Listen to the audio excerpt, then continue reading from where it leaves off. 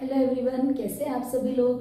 तो आप सभी लोगों का स्वागत है हमारे चैनल पे, और जो हमारे नए व्यूवर्स हैं उनका भी बहुत बहुत स्वागत है हमारे चैनल पे। तो हमारे क्लास 7th के स्टूडेंट्स, जैसा कि आप सबको पता है, हमारा चैप्टर चल रहा था पेरीमीटर एंड एरिया, जिसको हमने हमारी प्रीवियस वीडियो में कल हमारा जो प्रीवियस वीडियो था उसमें हमने लास्ट क्वेश्चन नंबर 17 सॉल्व कर लिया था, और उसी के साथ हमारा चैप्टर पेरीमीटर एंड एरिया भी फिनिश हो गया था। और आई होप आप सब लोगों ने वो चैप्टर बहुत अच्छे से समझा है और बहुत अच्छे से एंजॉय करके सारे क्वेश्चन किए हैं। तो डियर स्टूडेंट्स, मैंने उसकी एक प्लेलिस्ट बना दी है जिसमें चैप्टर पेरीमीटर एंड एरिया के नाम से आपको सारे वीडियोस मिल जाएंगे, जिसमें हमारा कंप्लीट चैप्टर है, सारे एक्सरसाइजेज हैं।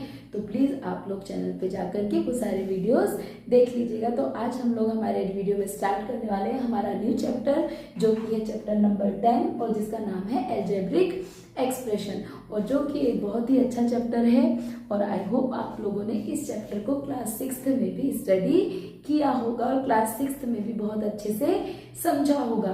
तो ये डियर स्टूडेंट्स बहुत ही अच्छा और बहुत ही इंटरेस्टिंग चैप्टर है, जिसको आज हम लोग स्टार्ट करने वाले हैं। तो आई होप आप लोग वीडियो को एंजॉय करेंगे। तो चलिए हम लोग क्वेश्चन को स्टार्ट करते हैं, बिना देरी किए हुए वीडियो स्टार्ट करते हैं।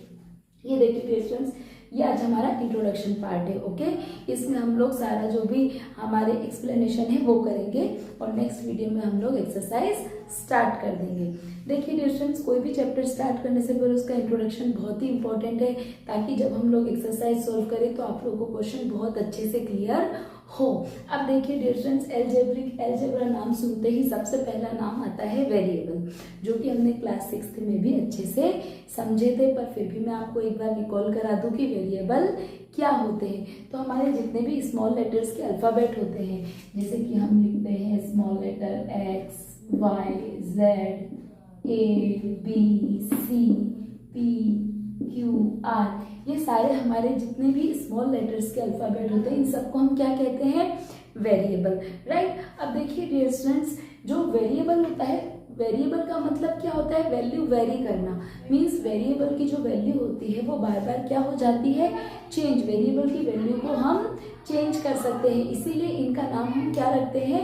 वेरिएबल्स, क्योंकि इनकी वैल्यू जो है वो एक्सप्रेशंस में चेंज होती रहती है। अब देखिए डियर स्टूडेंट्स, वेरिएबल कभी भी माइनस में नहीं होता है। देखिए, जैसे अगर आपको कहीं पे -a लिखा हुआ दिखाई दे, अगर कहीं पे आपको -a लिखा हुआ दिखाई दे, तो इसका मतलब ये नहीं है कि ये a जो है वो माइनस का है। कहीं ना कहीं इस a का मल्टीप्लाई -1 के साथ हुआ है, तब जाकर के ये माइनस का a बना है। वेरिएबल्स कभी भी माइनस में नहीं होते हैं। ओके, उनका मल्टीप्लाई कहीं ना कहीं माइनस के किसी नंबर के साथ होता है, तब जाकर के वो माइनस में हो जाते हैं। ओके, अब देखिए डियर स्टूडेंट्स, एक होता है आपका टर्म कांस्टेंट। कांस्टेंट क्या होता है? हमारे नंबर्स। जैसे कि यहाँ पे मैंने लिखा 4, 5, 8, 6, ये सब क्या है डियर स्टूडेंट्स? ये हमारे कांस्टेंट टर्म होते हैं। क्यों? क्योंकि इनकी वैल्यू चेंज नहीं होती है। जो भी हमारे कांस्टेंट होते हैं उनकी वैल्यू चेंज नहीं होती। अगर आपका नंबर 4 है तो इसकी वैल्यू 4 ही रहेगी, अगर आपका नंबर 5 है तो इसकी वैल्यू 5 ही रहेगी।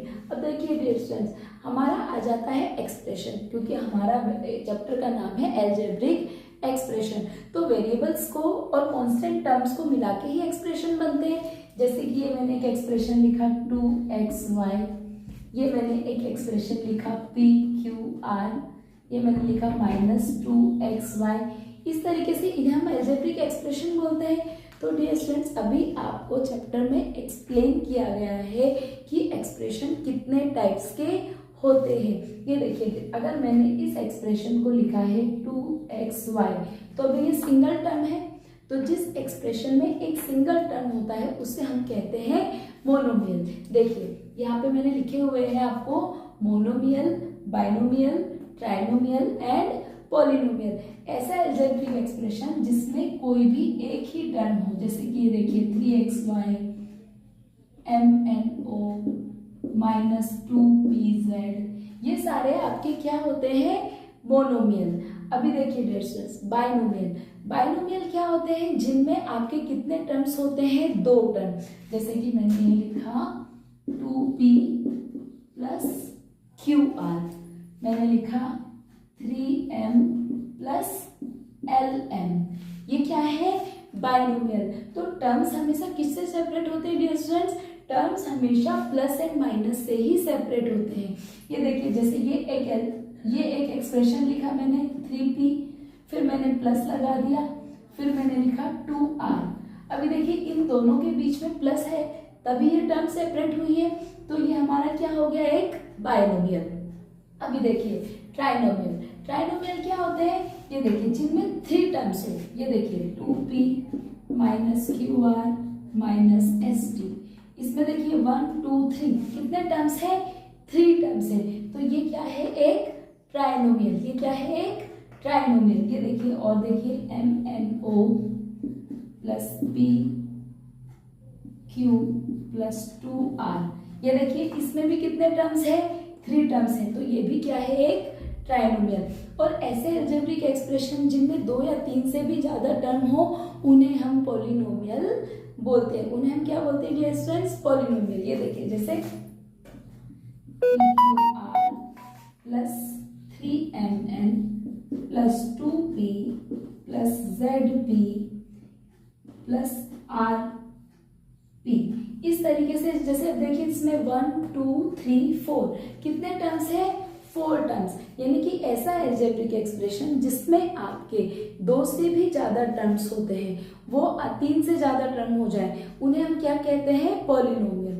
ओके डियर स्टूडेंट्स, तो आई होप आपको अभी इतना क्लियर है कि वेरिएबल क्या होते हैं, कांस्टेंट क्या होते हैं, एक्सप्रेशंस क्या होते हैं, एंड मोनोमियल, बाइनोमियल, ट्राइनोमियल और पॉलिनोमियल। यहाँ तक आपको क्लियर है। तो वीडियो में बने रहिए, हम लोग आगे भी इसके कुछ टर्म्स हैं जो मुझे आपको एक्सप्लेन करने हैं। तो चलो जल्दी से फटाफट से हम वो भी सॉल्व कर लेते हैं। हाँ, तो देखिए डियर स्टूडेंट्स, अब मैंने यहाँ पे लिखा है like terms and unlike terms. तो जब भी हम अलजेब्रिक एक्सप्रेशन सॉल्व करते हैं तो उसमें हमें ये देखना होता है कि एक्सप्रेशंस में जो हमारे टर्म्स हैं वो लाइक है या अनलाइक। तो अब आप कहेंगे कि मैडम लाइक टर्म्स क्या होते हैं और अनलाइक टर्म क्या होते हैं? हमें तो नहीं पता, तो वही आपको बताती हूँ। देखिए जल्दी से, देखिए अगर मैंने यहाँ पे PQ लिखा है और यहाँ मैंने क्या लिखा है? 3PQ। तो अब देखिए डियर स्टूडेंट्स, यहाँ पे भी P एक ही है और Q, PQ और PQ दोनों एक्सप्रेशन में आपके वेरिएबल सेम है और वेरिएबल की पावर भी सेम है। इसका मतलब ये आपके कौन से टर्म्स है? ये आपके लाइक टर्म्स हैं। अब देखिए जैसे मैंने यहाँ पे लिखा x²y, यहाँ पे लिखा 2x²y, यहाँ पे मैंने लिखा 3yx²। अब देखिए डियर स्टूडेंट्स, ये भी लाइक टर्म है। कैसे? यहाँ पे देखिए x का पावर 2 है और y एक ही है, यहाँ पे भी देखिए x का पावर 2 है और y एक ही है, यहाँ पे भी देखिए x का पावर 2 है और y एक ही है।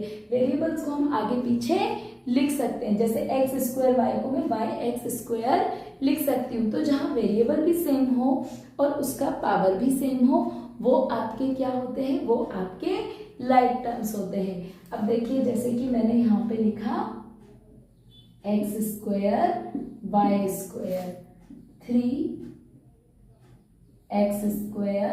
y²। तो ये मेरे क्या हो गए? लाइक टर्म्स हो गए। ये मेरे क्या हुए? Like terms. अब मैं आपको बताती हूँ कि अनलाइक टर्म क्या होते हैं। अनलाइक टर्म वो होते हैं जिनमें कि वेरिएबल की पावर सेम ना हो या फिर वेरिएबल भी सेम ना हो, वो हमारे क्या होते हैं डियर स्टूडेंट्स? वो होते हैं हमारे अनलाइक टर्म्स। देखिए जैसे कि यहाँ पे मैंने लिखा 3PQ और ये मैंने लिखा 4P²Q और ये मैंने लिखा 4P²Q²। अब देखिए यहाँ पे इन तीनों में क्या है? वेरिएबल की पावर अलग अलग है। यहाँ पे PQ है, यहाँ पे P²Q है, यहाँ पे P²Q² है। तो ये हमारे अनलाइक टर्म्स हैं। ऐसे ही जैसे मैंने यहाँ लिखा 3Z और यहाँ मैंने लिखा PQ, यहाँ पे मैंने लिखा 3MN। अब देखिए डियर स्टूडेंट्स, इन सब में भी वेरिएबल्स डिफरेंट है, तो ये भी हमारे क्या है? ये भी हमारे अनलाइक टर्म्स है। ओके, अब आ जाइए, हमारा नेक्स्ट पॉइंट है फैक्टर, कि फैक्टर क्या होते हैं। देखिए डियर स्टूडेंट्स, अगर मैं आपको बोलूँ कि आप 12 को फैक्टर के फॉर्म में लिखिए, तो आप ऐसे लिखेंगे ना, 2 2 जा 4, 4 3 जा 12, राइट? ये आपके 12 के फैक्टर हुए। और अगर मैं आपको बोलूँ आप 15 को फैक्टर के फॉर्म फॉर्म में लिखिए तो आप ऐसे लिखेंगे 3 5 जा 15, राइट। ये आपके 15 के फैक्टर हो गए।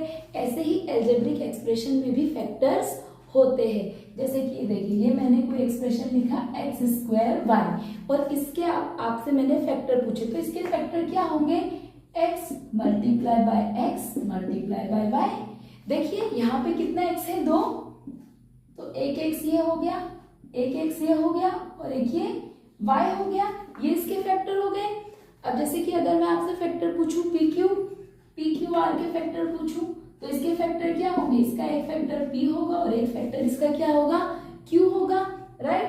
तो इस तरीके से हम एल्जेब्रिक एक्सप्रेशन के फैक्टर्स लिख सकते हैं। तो इसके बाद हमारा टर्म आ जाता है कोएफिशिएंट, कि कोएफिशिएंट क्या होते हैं।